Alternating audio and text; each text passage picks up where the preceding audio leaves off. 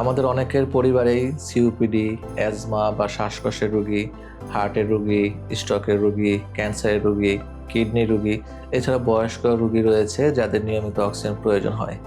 আর যখন অক্সিজেন লাগে তখন আমাদের সর্বপ্রথম যেই জিনিসটার কথা মাথায় আসে সেটা হচ্ছে অক্সিজেন সিলিন্ডার। কিন্তু প্রশ্ন হলো, অক্সিজেন সিলিন্ডারে কি সবচাইতে ভালো সমাধান? আসলে না। অক্সিজেন কনসেন্ট্রেটর হচ্ছে সিলিন্ডারের বিকল্প সবচেয়ে ভালো সমাধান। অক্সিজেন কনসেন্ট্রেটর আসলে কি? অক্সিজেন কনসেন্ট্রেটর একটা ইলেকট্রিক মেশিন যেটা রুমের বাতাস থেকে নিজে অক্সিজেন তৈরি করে। অক্সিজেন কনসেন্ট্রেটর কেন সবচাইতে সহজ, নিরাপদ এবং খরচ সাশ্রয়ী সমাধান?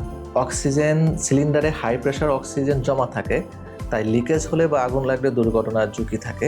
কিন্তু অক্সিজেন কনসেন্ট্রেটর যেহেতু অক্সিজেন জমা থাকে না, তাই এখানে দুর্ঘটনার ঝুঁকি তুলনামূলকভাবে অনেক কম।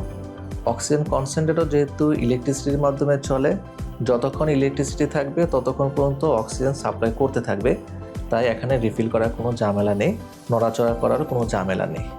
অনেকে বলতে পারেন অক্সিজেন কনসেন্ট্রেটর অনেক এক্সপেন্সিভ আর সিলিন্ডার তো অনেক সস্তা, কিন্তু বাস্তবে হলো আপনার অক্সিজেন সিলিন্ডার কেনার খরচ, পরিবহন খরচ, রিফিল করার খরচ সব মিলিয়ে খরচ অনেক বেশি পড়ে যায়।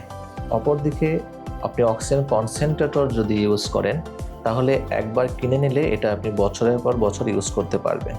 শুধুমাত্র সামান্য বিদ্যুৎ খরচ প্রয়োজন হয়। এসব কারণে দীর্ঘদিন যদি বাসায় অক্সিজেন ব্যবহার করার প্রয়োজন পড়ে, সেই ক্ষেত্রে অক্সিজেন সিলিন্ডারের চেয়ে অক্সিজেন কনসেন্ট্রেটর ব্যবহার করাই সবচাইতে কস্ট ইফেক্টিভ সমাধান।